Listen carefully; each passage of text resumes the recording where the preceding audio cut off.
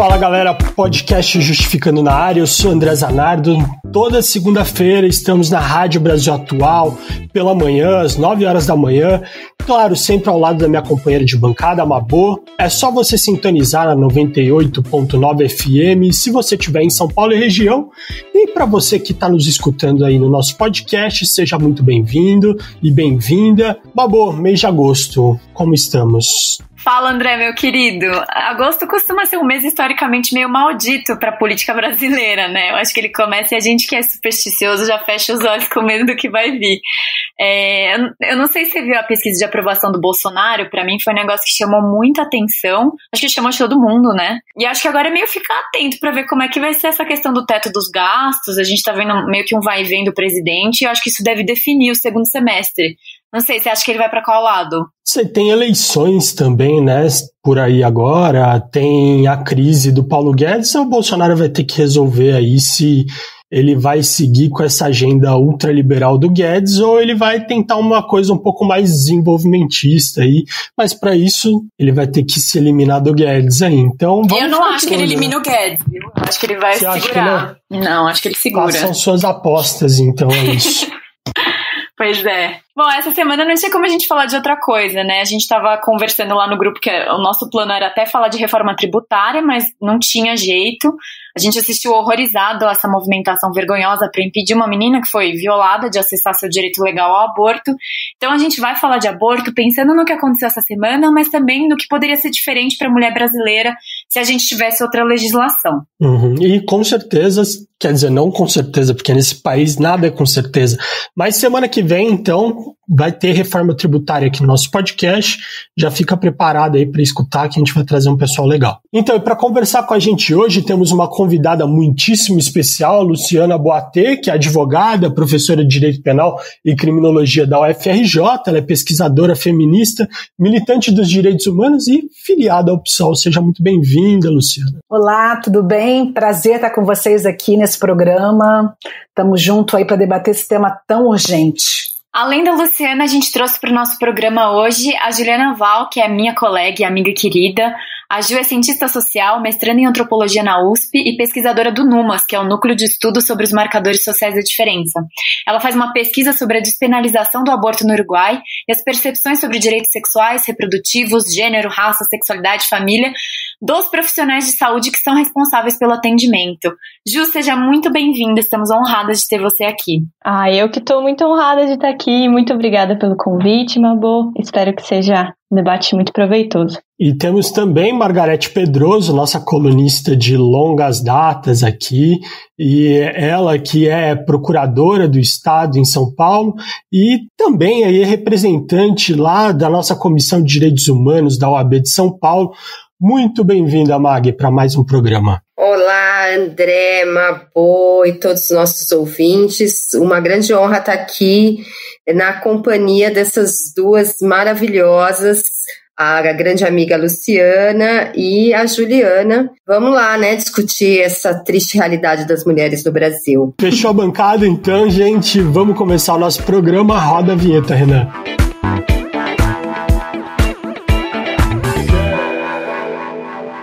O Brasil tem uma das legislações mais restritivas em relação ao aborto no mundo. Aqui só é possível abortar em 3 casos: quando a gravidez é resultado de um estupro, quando se tem risco de morte da mãe ou se houver formação fetal sem cérebro. Em qualquer outro contexto, ele é considerado crime e sujeito a pena de até 3 anos de prisão. Bom, a nossa previsão legal já é bastante restrita e o episódio no Espírito Santo escancarou que mesmo nos casos em que o aborto é permitido, há uma série de resistências e criminalizações que envolvem essa prática. Então, pensando nisso, gente, eu queria começar o debate jogando a pergunta para as duas convidadas, enfim, Margarete também, se quiser já complementar. Por que a lei não é cumprida quando já existe previsão legal para o aborto nesses casos no Brasil? Bom, esse caso que aconteceu essa semana é um caso muito dramático. Ele escancara muitas coisas, né, muitas faces do Estado brasileiro, mas infelizmente ele não é um caso raro, né? É muito difícil no Brasil acessar o aborto legal, mesmo que ele seja só em 3 causas, né? Direito em caso de estupro, risco de vida gestante, ou desde 2012 nós temos a decisão favorável para interromper a gestação quando o feto é anencéfalo, né? Mas mesmo assim, existem várias coisas que fazem com que a gente não consiga ter esse direito garantido. A primeira eu acho que é a falta de conhecimento geral sobre as possibilidades de fazer o abortamento no Brasil. Muita gente não sabe, né? Tanto a população no geral quanto os profissionais de saúde não sabem que existem essas 3 causas. Também existe muita falta de conhecimento sobre os direitos sexuais e reprodutivos, né? A gente não tem um programa de educação sexual nas escolas, a gente não tem conscientização sobre o que é essa violência sexual, a gente não tem uma grande capacitação de agentes policiais, membros do judiciário e mesmo do próprio sistema público de saúde. Também existe uma falta de informação sobre onde estão esses serviços de aborto legal, né? Eles são muito poucos e, por exemplo, aconteceu isso no Espírito Santo, né? Ela teve que ir até o Recife e isso, infelizmente, é muito comum. Existe, por exemplo, uma ONG que se chama Milhas pelas Vidas das Mulheres, que no Brasil ela articula, enfim, ela arrecada dinheiro para que mulheres de estados onde não existem essa possibilidade do serviço do aborto legal, muitas vezes elas saem, por exemplo, do Tocantins e vêm até São Paulo. Infelizmente, isso é muito comum. Uma coisa que também acontece muito e que dificulta muito a possibilidade do aborto legal é que quando você chega a um sistema de saúde, geralmente existe uma exigência de uma documentação, uma judicialização da questão sem nenhuma necessidade. Então, é muito comum que o médico pode chegar e pedir um BO, me diga então que você foi estuprada, primeiro você tem que passar na delegacia, isso é uma mentira. Então, basta a palavra da mulher para você dizer, eu sofri uma violência sexual, eu estou grávida por isso, e você não precisa do BO, mas infelizmente isso acontece muito. Também acontece em alguns casos, por exemplo, que os médicos dizem que você deve pedir a um juiz e esse juiz deve decidir quando você já tem a prerrogativa legal, né, nesses 3 casos que a gente comentou. Então, isso também é muito comum. E, por outro lado, também tem a objeção de consciência dos médicos, né? Os médicos, eles declaram uma objeção de consciência, eles têm o direito de fazer isso, eles têm o direito a negar-se a realizar a interrupção da gravidez por razões de sua religião, filosofia, moral, né? Então, são algumas das barreiras que as mulheres enfrentam hoje em dia para realizar um aborto no Brasil. Uhum. Meninas, vocês querem complementar? Quero seguir nisso, importante. Sabe, Juliana, eu acho que isso tudo que você coloca são questões concretas que têm dificultado demais o acesso, né, ao aborto, que já está legal desde a década de 40 pelo nosso Código Penal, mas eu queria abordar o que leva a esses concretos impedimentos. E o que está por detrás acima de tudo, né, uma política que não é um descuido, né? Nós temos hoje no Brasil, mas não começou só com o governo Bolsonaro, mas nós temos um projeto, né, de negativa de direitos para mulheres, especialmente mulheres pobres, mulheres negras, que são as que têm essa demanda para serviços, né, de aborto legais. Então, eu acho que, assim, e acho que a gente tem que aprofundar cada um desses elementos que você coloca, mas eu queria destacar isso, ou seja, é um patriarcado que não existe só aqui no Brasil, mas a gente está num momento de um extremo conservadorismo. Então, eu acho que a gente tem que avaliar primeiro o que especialmente no sul, né, no sul do mundo, e qual é a diferença quando a gente olha para o norte, para o hemisfério norte, quando a gente olha para o sul global, né? No norte, a maioria dos países garante, inclusive, a descriminalização do aborto em diversas outras condições. E nesses países você vai verificar um maior índice de desenvolvimento humano, que inclui necessariamente uma redução do número de mortes maternas, maior qualidade de vida para crianças, né, acesso a direitos sociais. Quando a gente vai olhar para a América Latina, para a África, e especialmente para o sul global, a gente vai ver que esse patriarcado aqui que se estabelece a partir também de uma lógica colonial, né, de uma lógica racista acima de tudo, ainda que haja previsão legal do aborto legal, o que a gente verifica é que na prática ele não é ofertado, e isso é intencional. Isso é intencional porque envolve também hipocrisia, envolve muitos elementos concretos que tornam a vida das mulheres, em especial das mulheres pobres e negras, e estou falando aqui do Brasil, mas poderia falar de outros países da América Latina também, com algumas diferenças, que eu acho que depois a gente pode conversar também, mas assim, é uma situação de calamidade mesmo. Por quê? E aqui eu trago alguns dados para a gente polemizar e poder trocar. Nós tivemos, no último DataSUS, datado de 2018, números que apontam para 21.172 bebês que nasceram de crianças de 10 a 14 anos.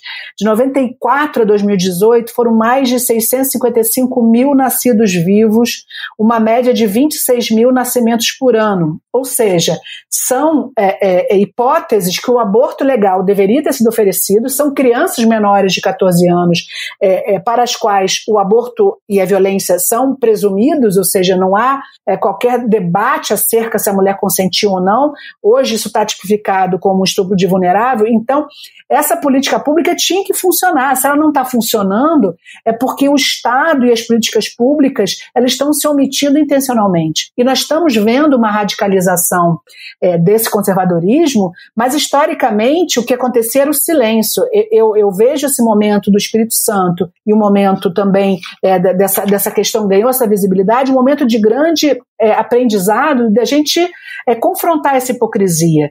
E aí também eu concluiria nesse primeiro momento dizendo assim, gravidez na infância e adolescente é uma gravidez que mata. Gravidez aos 10 mata, isso não é só uma hashtag. Então o que a gente está trazendo aqui nessa lógica do conservadorismo, e eu assim poderia fazer um debate até muito mais amplo sobre, eu sou advogada no Supremo, na DPF 442, que defende a descriminalização do aborto no Brasil até 3 meses, né? Então, o que a gente não está nem chegando nessa discussão. A gente não consegue garantir o direito de uma criança que engravida aos 10 anos de ter acesso ao aborto legal para ela poder ter direito a uma infância. Então, é muito sério o que a gente está passando. Então, eu queria já falar com a Mag e pedir, já nesse panorama, Mag, você já pode até complementar o que elas estão colocando. Você pode explicar para a gente um pouquinho do que seria descriminalizar e a diferença para legalizar e que estágio que a gente está aí nessa luta pelo direito ao aborto? Bom, André, antes de mais nada, eu só complementando a pergunta da Mabô, e que foi tão bem exposta pela Juliana e pela Luciana, acho que é importante deixar muito claro que a questão do aborto no Brasil, e eu sei que a pergunta da Mabô foi com relação ao aborto legal, né, que são aquelas hipóteses previstas no Código Penal de 1940 e que houve resistência de serem cumpridas, né, ou seja, houve resistência de se cumprir a própria legislação penal, que não é nenhuma novidade, porque está lá desde 40, mas a questão do aborto e do aborto legal é uma questão de classe e de raça. Eu acho que isso é muito importante ser frisado, porque o aborto, ele existe em qualquer sociedade, existe diariamente. A questão é como esse aborto é feito e quem faz o aborto de maneira segura. A gravidez e o aborto não escolhe classe social. O que escolhe classe social são os métodos contraceptivos, a educação sexual, enfim, né?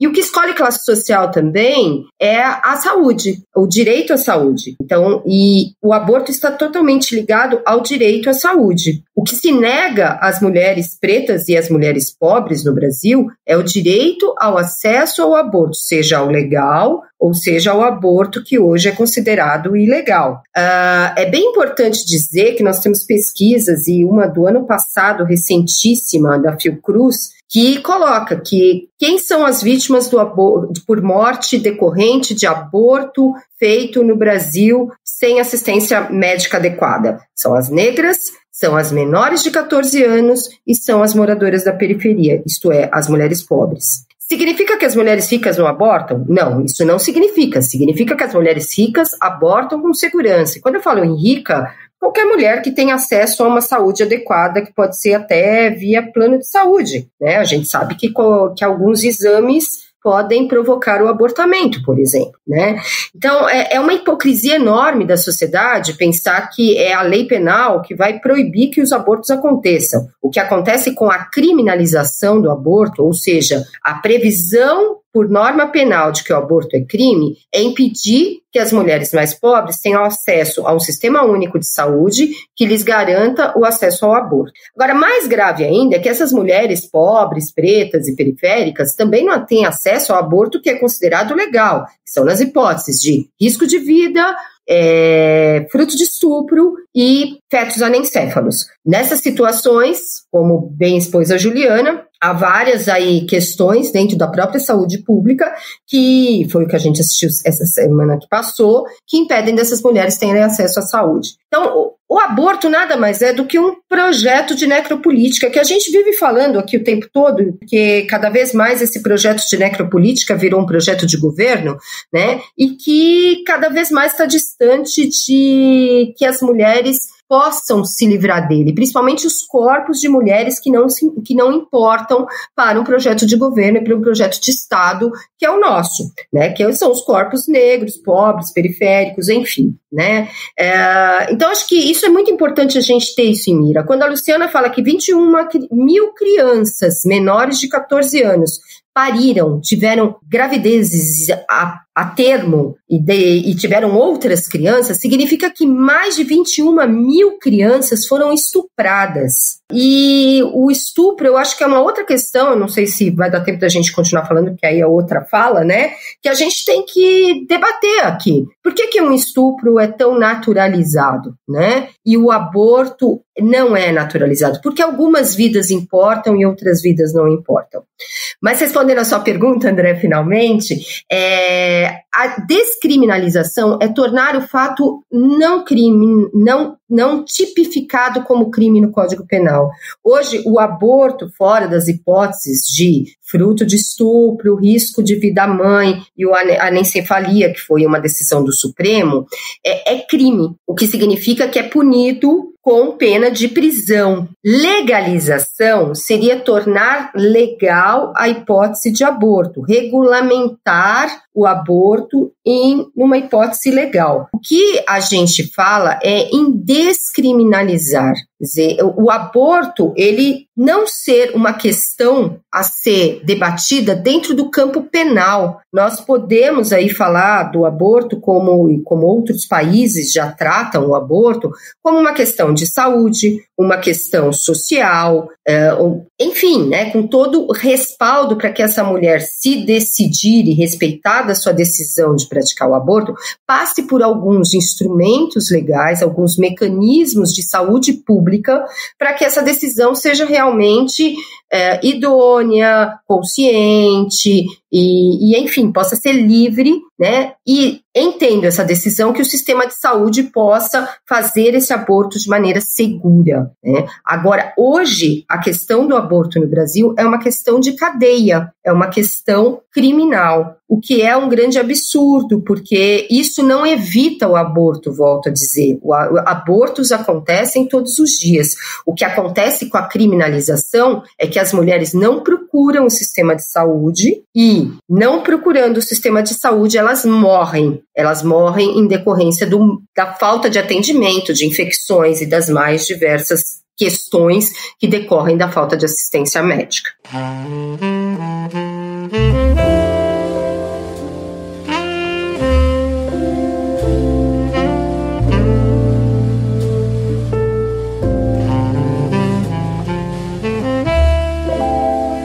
Ô Mag, só para entender então, por exemplo, a gente tem uma política pública de Estado, assim, relacionada à saúde, tratando da questão do aborto, o ideal seria a legalização, porque a descriminalização ela apenas vai impedir que a mulher seja condenada pela prática, né, por ter acesso a isso, mas pra gente ter, assim, um atendimento no SUS, por exemplo, seria a legalização? Ou eu tô entendendo errado? Eu acho que a Luciana até pode falar melhor do que eu, porque a Luciana é uma grande estudiosa do assunto. Aliás, a Luciana tem a sustentação oral do Supremo histórica e a melhor que eu já ouvi na minha vida maravilhosa, mas sim, a descriminalização, ela tem que caminhar junto com uma política pública que seja instituída por lei, com todos os mecanismos, como vários países fizeram, né? Acho que a Juliana pode contar aqui também a experiência do Uruguai, em que legalize as formas como a medicina vai lidar com isso e como o Estado vai lidar fornecendo políticas públicas adequadas para o atendimento dessas mulheres. E aí nós estamos falando em abortos que hoje não são legais. Veja bem, nós estamos falando de um passo atrás. A questão da menina de Recife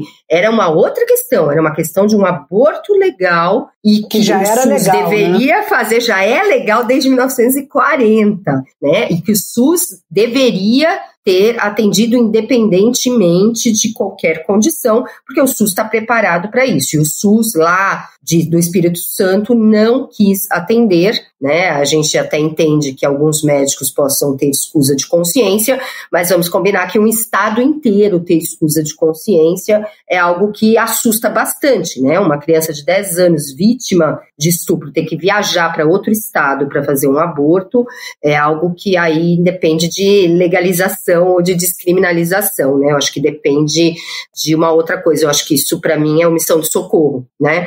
Mas eu até queria ouvir a Luciana, se você me permite, Mabô, para falar um pouco sobre legalização.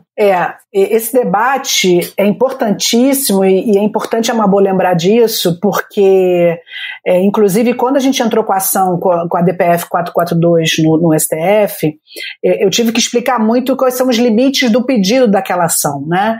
Ou seja, na disputa jurídica no Supremo, é uma disputa por descriminalização somente, porque o Supremo não vai legislar sobre como concretamente aquele serviço vai ser oferecido. O Supremo simplesmente, a gente espera que ele declare a incompatibilidade da manutenção do artigo do Código Penal que criminaliza o aborto ou que dê uma interpretação constitucionalmente adequada, né, descriminalizando o aborto e, portanto, abrindo espaço para que haja uma legalização. Essa legalização vai se dar por meio de uma afirmação de políticas públicas e criação de leis e normativas técnicas para garantir esse oferecimento do serviço, e aí, dessa forma mais ampla, para além das hipóteses do que hoje é legal, também para incluir no caso de uma mulher que esteja, né, então, até com 3 meses e possa, então, fazer esse abortamento legal, essa interrupção da gravidez legal, no serviço de saúde. Então,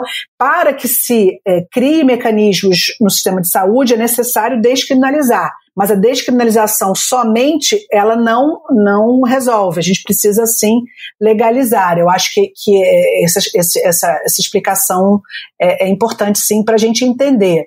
E também destaco, como a Margarete já falou, que o caso da menina é ainda mais grave, porque o caso da menina, ela tem direito ao aborto legal. Esse aborto decorrente de estupro já está legalizado, mas mesmo assim ela não conseguiu ter acesso. Posso, agora pensando que a gente está falando sobre descriminalização e legalização, queria jogar um pouquinho para a Ju, para saber como é que tem sido esse trabalho de campo no Uruguai e como é que o Estado lá está auxiliando a mulher que quer abortar.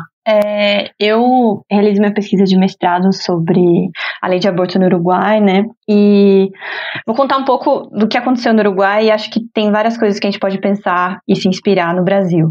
No Uruguai, o aborto é legalizado com alguns requisitos desde 2012, né? Então, é necessário que o aborto seja realizado em algum centro de saúde, então você tem que obrigatoriamente passar por uma equipe interdisciplinar que envolve um ginecologista, um psicólogo e um assistente social, pelo menos, né? Então, a gestação tem que estar no máximo com 12 semanas, na maioria dos casos, né? E é muito curioso como a Luciana e a Margarete estavam falando, que no Uruguai o que acontece o Código Penal ainda diz que o aborto é ilegal, mas eles têm uma lei de 2012 em que eles regulam os casos onde é legal. Então, e esses casos passam pelo sistema de saúde por determinadas semanas de gestação, dependendo do caso, né? Então, em caso de estupro você tem até 14 semanas, e em caso de risco de vida não há limite gestacional, né? Então, a partir dessa lei de 2012, existe essa regulação, né? E quando eu fui fazer a pesquisa, eu descobri que talvez o mais interessante tenha sido antes da legalização, né? Então, antes de 2012. Em 2001, acontece um episódio muito curioso, que ocorre uma crise econômica super forte no Uruguai. A gente conhece muito a crise econômica da Argentina desse momento, né? mas isso afetou muito o Uruguai na mesma época. E isso, quando a gente tem uma crise econômica, isso também afeta a decisão das mulheres numa situação de miséria, de pensar, não vou prosseguir com uma gravidez, né? Ou, enfim, por outros quaisquer motivos, né? Então, o que acontece em 2001 é que muitas mulheres começam a chegar ao hospital de Montevidéu, que é um hospital de referência, com abortos incompletos, em grave estado de saúde, e muitas morrem. E daí a equipe de saúde, olhando para isso, pensa, como que a gente vai lidar com isso? A gente não pode legalizar o aborto agora, a gente não tem esse poder, mas nós, como profissionais de saúde, o que nós podemos fazer? Então, eles pegam uma perspectiva de redução de riscos e danos, que acontece e é muito discutida nas discussões sobre drogas, o uso de drogas, e eles pegam a perspectiva de redução de riscos e danos e aplicam em relação ao aborto. Então, eles começam a assessorar as mulheres que não desejavam seguir com a gravidez, contando sobre o misoprostol, que aqui no Brasil a gente conhece como Cytotec, que é um método mais seguro, segundo a OMS, né? Hoje em dia é o método mais seguro para o abortamento até 12, 14 semanas, é o uso do misoprostol. Então, eles faziam ultrassom antes, faziam ultrassom depois, monitoravam se estava tudo certo. A única coisa que eles não poderiam fazer era prescrever o misoprostol. Eles não podiam dizer, compre esse misoprostol. As mulheres conseguiam na ilegalidade, o que acontece também no Brasil, né? Então, eles implementaram esse protocolo de atendimento que teve um forte aval bioético, teve publicações, eles conseguiram o apoio da FIGO, que é a Federação Internacional de Ginecologia e Obstetrícia. Então, eles conseguiram fazer com que esse atendimento deles virasse uma normativa no Ministério de Saúde. Em 2004, isso. Então, a partir do momento que eles têm uma normativa no Ministério de Saúde, eles conseguem fazer com que isso seja legal e que, enfim, o abortamento em si não é legal, eles não podem prescrever o remédio, eles não podem abortar, mas eles podem acompanhar essa interrupção da melhor maneira possível, né? Então, isso foi, enfim, todo um movimento, claro, movimentos feministas, discussão longa no parlamento. Então, no Congresso Uruguaio, por muitas vezes, foram mais de 10 projetos de leis que não conseguiram passar até 2012.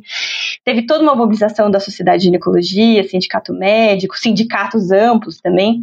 E também tem um fator muito importante, que é a entrada no Frente Amplio, que é uma frente de orientação de esquerda, que governou o Uruguai desde 2005 até o início desse ano, né? E em 2012 foi durante o governo Mujica, inclusive, que a legalização se deu, em 2012, né? É muito curioso isso no Uruguai, porque antes do aborto ser legal, já existia os serviços de saúde sexual e reprodutiva em todo o país.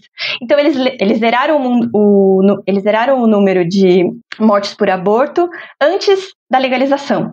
Então, eles conseguiram implementar essa política. É uma coisa que a gente vê que no Brasil é o contrário. A gente tem uma lei, a gente tem desde 1940, que o aborto é legal em alguns casos, e até hoje a gente não conseguiu implementar isso de uma maneira que seja para todas as mulheres, né, que têm o direito. E no Uruguai foi o contrário. Eles pensaram, então, como nós profissionais de saúde, o que a gente pode fazer do nosso lado? Movimentos feministas, como a gente vai apoiar? Movimentos de esquerda, como a gente vai apoiar? Então, tudo isso para até a luta de conseguir em 2012 a legalização, né? Então foi muito fácil. Quando estava legalizado, já estava tudo ali. Já tinha todos os serviços preparados, já tinha profissionais de saúde preparados. E então isso acabou ajudando muito, né? Não foi uma mudança tão grande no sentido prático, né? No sentido de que já tinha uma cultura ali de apoio à mulher que precisava.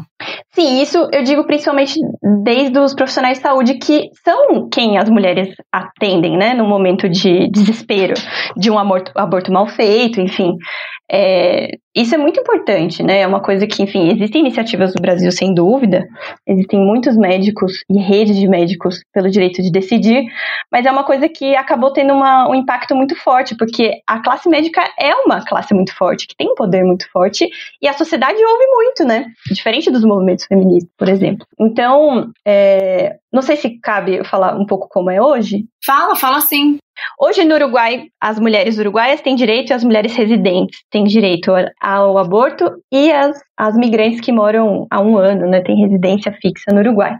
O que faz com que, por exemplo, o Uruguai, nós brasileiras não podemos ir ao Uruguai fazer um aborto, como na Colômbia ou no México nós podemos, né? A gente pode viajar e realizar esse aborto lá. Mas no Uruguai não, justamente por saber que eles são muito pequenos, eles estão do lado de Argentina e Uruguai, Argentina e Brasil, que são 2 países super restritivos, eles fecharam, e somente residentes podem ter esse acesso, né? Hoje o que acontece que eu acho muito interessante no Uruguai é que, diferente dessa ideia que a gente tem de clínica de aborto, que a gente vê muito em filmes, Estados Unidos, no mundo da Europa e dos Estados Unidos, é que não existem essas clínicas abortistas, né, que os profissionais ficam super marcados.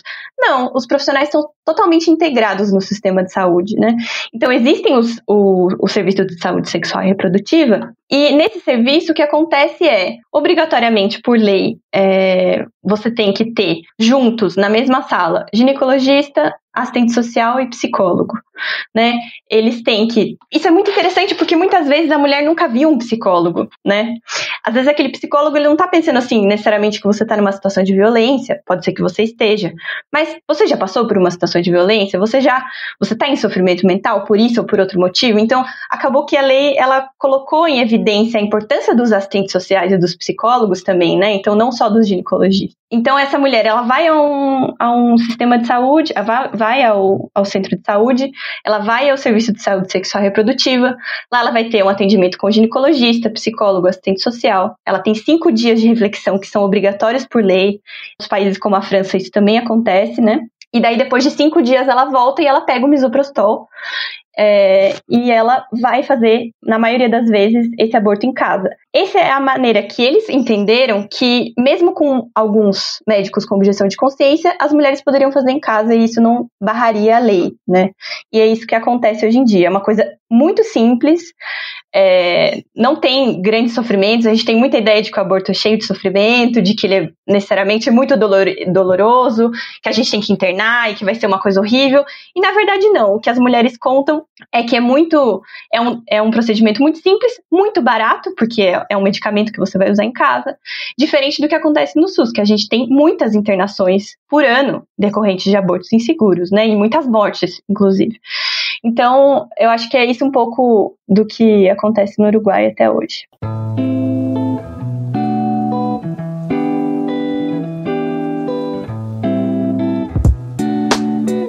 Queria puxar um pouco aqui o tema agora para a gente ir para falar um pouco do caso da menina, né, do Espírito Santo. Luciana, você pode comentar um pouco para a gente o que, dentro de tantos absurdos, o que mais te espantou neste caso? Pode ser até para além da questão do aborto, enfim. Boa pergunta, André. Assim, são tantos absurdos, né? Mas eu acho que eu começaria com o que está pouco divulgado. E é muito bom ouvir, né, a Juliana, porque eu acho que o Uruguai realmente é um exemplo de uma normalização de um procedimento que não deveria ter esse peso, nem esse drama que está colocado nesse sentido. E quando eu digo drama, é um drama que é para além do próprio sofrimento que a própria menina já passa, né? A ação do Estado e a ação, inclusive, das intervenções médicas deveria ser naturalizar aquele procedimento no sentido de garantir a ela o cuidado, o acolhimento, né, a proteção. E o que a gente viu foi, assim, eu considero, inclusive, uma segunda violência. Essa menina, ela foi revitimizada em vários momentos. Eu apontaria 3 momentos. E a gente teve notícias hoje, saiu na Piauí também uma reportagem de que começaram a ir políticos e representantes do Ministério da Mulher, da ministra Damares, na casa da menina, ainda em São Mateus, que é uma cidade muito pequena no interior do Espírito Santo, oferecendo tudo para ela ter um filho. Ou seja, que violência é essa? Chegar para uma menina de 10 anos e querer comprar a família, né, sem pensar como aquela menina está se sentindo. E ela e a avó muito firmes, né, essa questão da figura familiar, né, de ter apoiado essa menina. E isso também levou para uma demora. Ela já chega, e para mim estava tudo armado, inclusive para não acontecer o aborto legal no Espírito Santo, porque quando você atrasa também a chegada no serviço, isso aí teve uma segunda violência, que para mim foi a negativa do atendimento dela num setor de referência do Hospital Universitário do Espírito Santo, né? E a alegação era que ela estaria com 22 semanas e 4 dias. Ou seja, esses 4 dias possivelmente foram os dias que ela já deveria ter sido levada e que não foi levada a tempo. Mas mesmo assim, e também o feto estaria com peso um pouco acima do 500 gramas, que seria a norma técnica do Ministério da Saúde. Mas mesmo assim, e isso é comentado por vários médicos, isso não impede o serviço.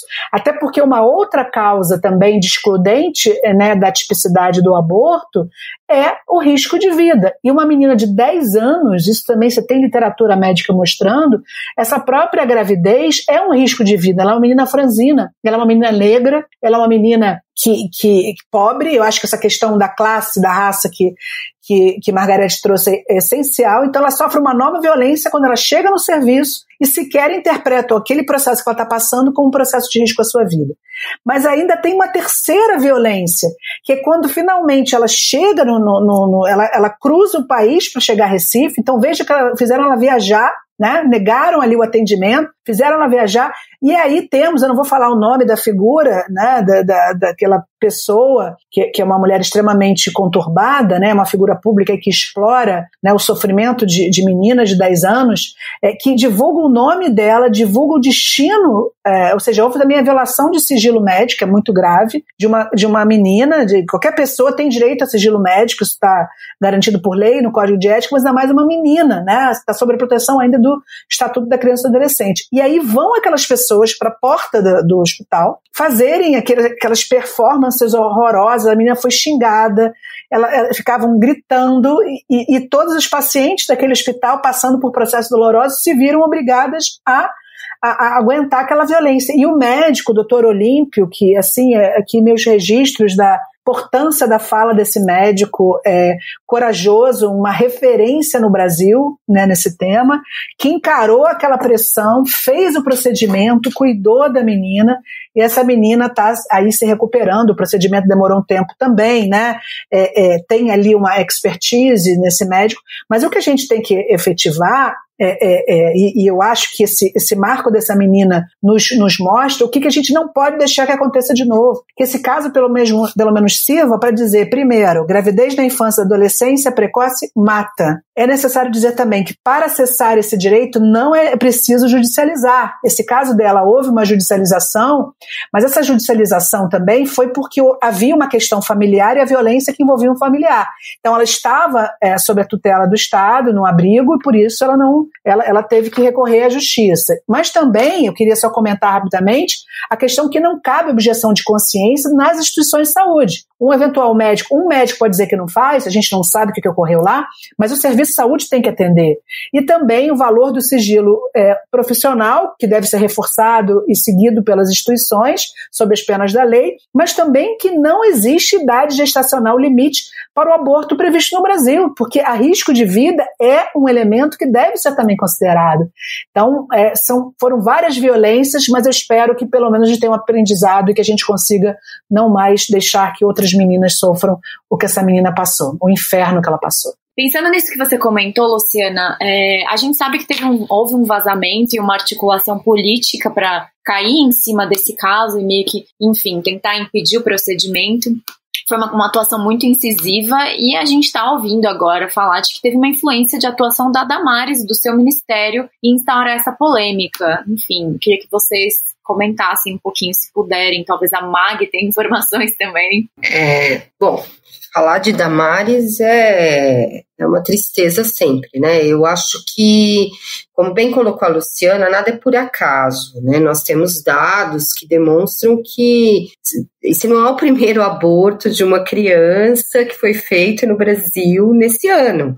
Então, por que esse caso, né? Então, eu acho que esse caso vazou desde o princípio. O que bem colocou a Luciana foi uma violação de sigilo. Vamos pensar que não foi só que vazou o endereço da menina para que o pessoal do ministério fosse lá, os políticos, conservadores, chantagear a família. Vazou os dados mesmo, nome completo, endereço, Isso só quem tinha acesso à ficha clínica, no mínimo, dessa menina para vazar. E houve um uso político do fato, como tem sido feito muito nesse governo, né, essa pauta moralista do governo, muitas vezes para desviar a atenção e o foco de outras pautas muito mais importantes, né? Nós estamos numa pandemia, nós temos notícias de corrupção, do Queiroz e tudo mais, aí se usa, né, sempre, né, essa cortina de fumaça da pauta moralista, que a Damares sabe usar muito bem, né, para desviar o foco da atenção, e aí nesse caso de uma maneira sórdida, porque nós estávamos falando de uma criança correndo risco de vida, e vida real, né, que ela poderia morrer com essa gravidez, mas que também a gente não sabe o que vai ser a vida dessa menina. O médico que fez o aborto lá em Recife, ele falou uma coisa muito interessante. A cirurgia foi muito bem sucedida, mas minha preocupação agora é o que vai ser da vida dessa criança daqui para frente. Quer dizer, se falou tanto da vida de uma suposta criança que estava sendo gerada, né, que a gente não sabe, a gente tem até uma discussão aí que momento começa a vida, mas ninguém está preocupado com o que vai ser a vida dessa criança daqui para frente, porque essa menina realmente sofreu alguns traumas. E o governo, eu acho que usou muito bem isso. Eu acho que a Damares, a gente fala Damares, mas eu acho que eu não gosto de personalizar muito, principalmente porque quando a gente fala Damares, a gente fala aquela que faz loucura, que né, é até uma figura meio tragicômica. Não é a Damares, é um projeto de governo. Esse projeto moralista de retrocesso de direitos é um projeto de governo. Ora se usa a Damares, ora se usa o ministro do Meio Ambiente. A gente sabe que há uma troca de discurso aí, enquanto isso vários tratores vão se passando. E tanto é um projeto de governo, que eu não sei se vocês viram, né?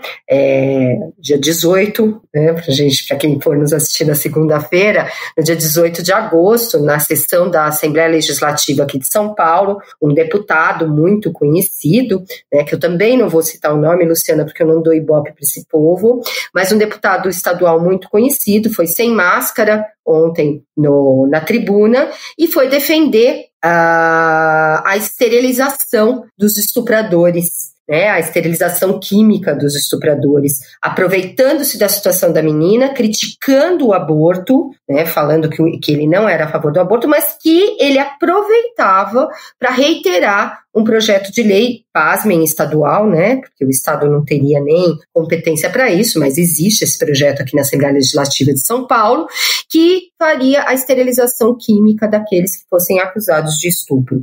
Vejam como é um projeto de governo, né? Aqueles mesmos que são contra a criminalização, são a favor da criminalização do aborto, são contra o aborto, defendem a vida, mas são os mesmos que são a favor da pena de morte, são a favor da castração química, né? Então, e aí se aproveita, né? Sempre assim, né? Se aproveita do bonde para já passar a boiada toda, né? Então agora já tem um outro discurso que é da pena de morte, no estupro, que é da castração química. Então, eu acho que é um projeto de governo, Maboti, respondendo. Eu acho que a Damares, o papel dela foi absurdo, eu acho que é crime de responsabilidade, né? Mas tantos crimes de responsabilidade nós temos nesse governo, não é mesmo? Já suficiente para nós tirarmos o presidente da República.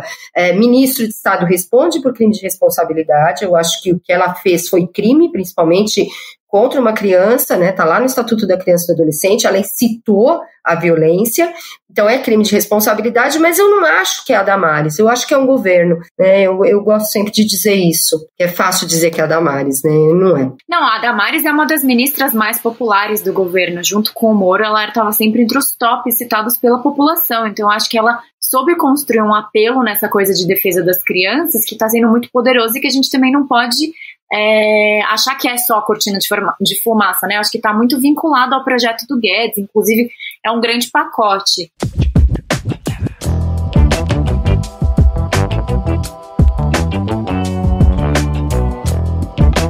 Queria aproveitar, já que a Margarete trouxe aí pertinentemente a questão da castração química, queria aproveitar a Luciana, que é criminalista, Luciana, você pode comentar um pouco pra gente o que seria essa proposta de castração química e fazer as críticas pertinentes? Essa proposta ela é absolutamente inconstitucional, né? Não só, muito mais ainda na Assembleia, né, Legislativa, porque seria a criação de uma punição, né, no preceito secundário da norma, então isso só poderia ser debatido e aprovado a nível federal, né? Mas essa castração química, que também é uma proposta dos Bolsonaro, né? Tem lá quem também levantou isso, foi eu não sei se é o 02 ou 03, é um dos zeros lá. Foi o Eduardo. Foi o Eduardo, isso. Mas isso não é admissível pela nossa Constituição, porque é uma pena degradante, né? Uma pena que atinge, inclusive, a dignidade da pessoa humana. Então, nós temos limites em relação às sanções, e sanções corporais como essas, elas são exemplo do passado do direito penal, né? Essa sanção, inclusive, ela era utilizada para o crime de pederastia, que era justamente para punir pessoas, né, LGBTs, inclusive até bem pouco tempo nos Estados Unidos tem casos de pessoas famosas que também foram sofrendo essa penalidade. É absolutamente inconstitucional e não resolve o problema, né? Aliás, eu queria até aproveitar para comentar, porque quando também coloca a castração química como uma solução para o eventual estuprador, você está dizendo que a questão do estupro é uma questão individual, e a gente sabe que não é, né? O estupro ele tem que ser pensado, e a cultura do estupro, a gente vem trabalhando esse debate, vem fazendo esse debate já há alguns anos. A cultura do estupro está conectada com a ideia da submissão da mulher, com a sexualização do corpo da mulher, com a estrutura da violência do patriarcado como mecanismo de manter a dominação masculina. A gente sabe que está numa sociedade que sexualiza, em especial, o corpo das mulheres negras, mas das mulheres em geral. Isso está por detrás de uma exploração de marketing econômica, da violência, de objetificação. Portanto, a questão do estupro ela não vai ser resolvida no caso individual. Ela está ainda também nas relações, e no caso dessa menina, ela está na questão das relações familiares violentas, está na falta de uma política, né, social. Esse acusado, esse tio que foi quem abusou dela, por exemplo, a informação que a gente teve foi que ele teria saído de uma penitenciária. Qual é a responsabilidade do Estado também quando encarcera pessoas em condições desumanas, né? Quanta violência também esse tio não deve ter sofrido. Enfim, a gente tem que pensar, e justamente o que essa direita reacionária, o que esses fundamentalistas não querem, é fazer a crítica da estrutura. Eu acrescentaria, Margarete, que eu acho um ponto importante, eu não acho que a Damares seja só uma cortina de fumaça, não. Para mim, esse projeto conservador, misógino, ele é estruturante, inclusive, da política econômica.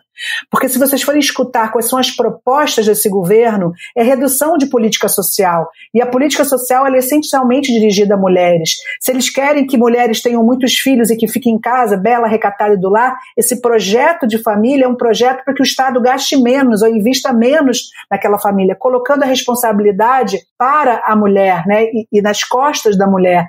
Quando se pensa no Estado mínimo do Paulo Guedes, esse Estado mínimo que Paulo Guedes propõe é um Estado que reduz políticas sociais, e o que a gente precisa para alcançar a igualdade de gênero são justamente políticas sociais. Então, é um projeto. Quando vocês lembram o Bolsonaro propunha, por exemplo, que cuidem dos idosos em casa, né? Que só os idosos fiquem em casa, o resto das pessoas todas. Ele estava simplesmente negando uma política para a proteção da pessoa idosa, que é obrigação do Estado. Então a gente precisa também ter esse olhar, está tudo articulado, e eu concordo também quando vocês dizem, a Damares é um personagem central por tudo que ela representa, ainda por cima por ela ser mulher, né? É aquilo que a gente fala, ela é uma mulher antifeminista, isso tem um significado simbólico para também tentar deslegitimar as lutas feministas que são tão importantes, e não se esqueçam, nós mulheres gritamos ele não, e nós somos o principal grupo que enfrenta Bolsonaro. A desaprovação de Bolsonaro entre as mulheres ela é muito grande. Então nós mulheres também iremos derrotar Bolsonaro, e é por isso que eles têm tanto medo de nós. Nossa, Luciana, eu fiquei arrepiada. Fiquei arrepiada, mas assim, total acordo com o que você falou, e eu acho maluco essas ideias do que você estava comentando do projeto de castração, porque é isso, você vê o estupro como uma questão meramente biológica e não social, né, na sua raiz. Muito, muito bom de escutar. Eu queria só, a gente já tem que ir para os finalmente do programa, infelizmente.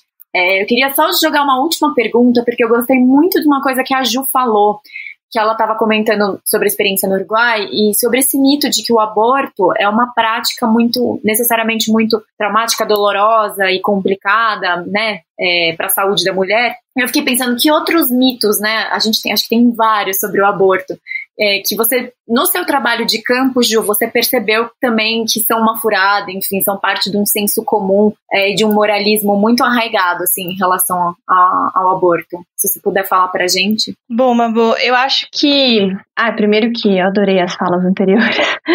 São muito boas. E eu acho que quando a gente fala de aborto, vem uma palavra muito forte, né? Vem uma coisa, um estigma muito grande, geralmente vinculado a muita dor. E eu acho que vincula um pouco com o meu trabalho de campo no Uruguai, mas ele também vincula com a Pesquisa Nacional do Aborto, realizado pelo Instituto de Bioética, o ANIS, que eu vou trazer uns dados e a gente vai poder refletir um pouco sobre esse estigma, né? Quando a gente fala que o aborto ele é um evento comum na vida das mulheres brasileiras, isso é um fato. Porque quase 1 em cada 5 mulheres até os 40 anos já realizou pelo menos um aborto, né? Isso na Pesquisa Nacional do Aborto de 2015. A OMS diz que a cada 1 minuto uma mulher aborta no Brasil. Então, são aproximadamente 500 mil abortos por ano no Brasil, né? Quando a gente fala desse peso do aborto, dessa discussão pró-vida e dessa coisa do assassinato, a gente não está pensando que as mulheres que abortam, elas não são mulheres diferentes das mulheres que você convive, que você conhece. Ela pode ser sua avó, ela pode ser sua mãe, ela pode ser sua vizinha, sua professora, sua amiga, sua namorada, sei lá. Enfim, todo mundo que tem um útero pode ter passado por um aborto na vida e ele é um evento muito comum na vida reprodutiva das mulheres e das pessoas com útero. Então, a primeira coisa, quando a gente fala de aborto, eu acho que é tirar um pouco disso, né? Claro, mulheres brasileiras de todas as classes sociais, de todas as cores, de todas as religiões, abortam, né? Mas a gente sabe que em alguns lugares, algumas classes sociais mais que outras, né? Em grupos diferentes. Então, por exemplo, as mulheres com escolaridade até a 4ª série, o 5º ano, são a maioria, muito mais do que as mulheres com ensino superior, por exemplo. As mulheres com renda familiar total mais baixa têm mais chance de ter abortado do que as mulheres de renda mais alta. Mulheres pretas, pardas e indígenas têm mais chance de ter abortado do que mulheres brancas. Isso tem tudo a ver com o que a gente estava falando de classe, acesso à educação sexual, e toda essa política do Bolsonaro, enfim, da Damares e dos ministérios, de colocar o aborto, de colocar a educação sexual, de pensar todas as políticas sociais como políticas que devem ser individualizadas, que cada família lida com o seu idoso, cada família lida com o estupro que está dentro de casa, e que geralmente está dentro de casa, né? E quando você corta esse elo da família, enfim, da criança, da mulher com assistência social, você está cortando a possibilidade dessa pessoa conseguir sair dessa dor, né? Então, o aborto, ele não é doloroso em si. Ele é doloroso porque ele é uma experiência ilegal para as mulheres brasileiras. Tanto que as mulheres uruguaias, elas já não falam muitas vezes aborto, elas falam que elas vão fazer uma IVE, que é uma sigla que significa interrupção voluntária da gravidez, em espanhol, que é embaraço. Então, elas já lidam aquilo como uma maneira de lidar com a sua vida reprodutiva, e que muitas vezes isso vai acontecer. Claro, o Estado uruguaio vai tentar fazer de tudo para que você não faça 2 vezes, para que você só tenha uma gravidez quando você deseje, porque você vai ter acesso à educação sexual na escola, você vai ter acesso a todas as contracepção que você necessita de graça, o centro de saúde tem que ter alguém pensando em assistência social, psicologia e ginecologia. Então, assim, não é só uma coisa, vamos falar de castração química, vamos pensar em prevenção, vamos pensar em acolhimento, vamos pensar em quem está sofrendo violência sexual, né? O aborto, ele não tem necessariamente que ser um evento tão dramático como acho que muitas mulheres brasileiras já passaram por eventos dramáticos porque tem medo de entrar num hospital e sair algemada por ter feito um aborto mal feito, né? Então, assim, dá para ser diferente.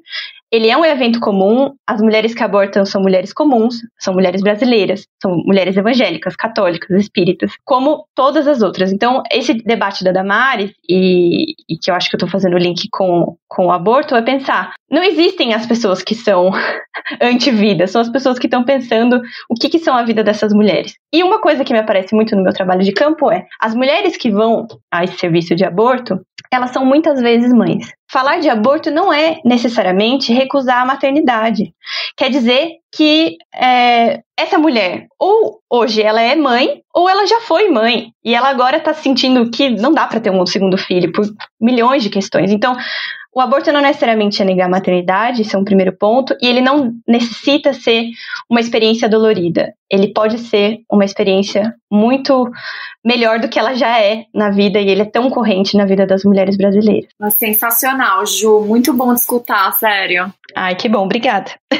Gente, com essa fala da Ju, eu acho que a gente já também desconstrói alguns mitos, né, do que a gente tem de ideia na discussão do aborto no Brasil. Acho que a gente ainda tem muito a caminhar, mas eu acho que esse caso todo que a gente discutiu hoje, essas falas, já acendem alertas de como a gente pode caminhar nesse sentido. Então foi o máximo. Queria agradecer demais a Luciana Boitê por ter participado. Obrigada, Luciana, por aceitar nosso convite. E agradecer a Ju, minha amiga querida. Eu achei que foi incrível saber um pouquinho da pesquisa.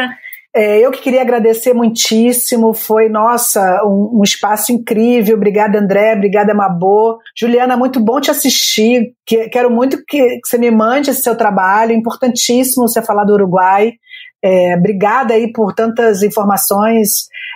Margarete, também é maravilhoso sentar nesse debate contigo. A gente podia ainda ficar horas aqui falando, mas acho que a gente conseguiu aqui pautar das urgências, mas também um debate muito profundo, e eu acho que a nossa luta pela legalização do aborto é uma luta que tem que estar sempre na ordem do dia. A gente não pode esquecer, porque são justamente nos momentos de crise que os direitos das mulheres eles são rapidamente, né, rifados. Eu acho que esse exemplo da menina é um caso desse, que a gente possa aí, que os coletivos e as feministas incríveis, em especial de Pernambuco, que mobilizaram tanta gente, possam também estar nesse processo agora doloroso da volta dela para casa, que o Estado também consiga proteger essa menina, que ela esteja muito bem, que ela consiga ainda ter um final da infância e uma adolescência saudáveis, e que esses traumas, que certamente ela está hoje, possam ser superados para que ela tenha direito a uma vida plena, porque eu acho que todas as mulheres temos direito, e ela também tem que ser garantido esse direito para ela. Obrigada, gente. Bom, gente, muito obrigada. Eu que agradeço muito essa experiência maravilhosa. Muito obrigada, Luciana, Margarete. Foi uma honra, um prazer conhecê-las. E André e Mabô, muito obrigada pelo convite. Eu só vou deixar minha última fala aqui, reforçando que direitos reprodutivos são direitos humanos básicos, são direitos urgentes, e eles mudam concretamente a vida de meninas e mulheres, suas infâncias, suas vidas, e eles têm que ser a ordem do dia mesmo, eles têm que ser pauta urgente, não é cortina de fumaça, não é pauta secundária, eles são muito urgentes, e eu agradeço muito a oportunidade de estar aqui. Por fim, obrigado, Margarete. Bom, muito obrigada, André, Mabô, por mais uma vez estarmos juntos nessa bancada, e obrigada, Juliana, Luciana querida.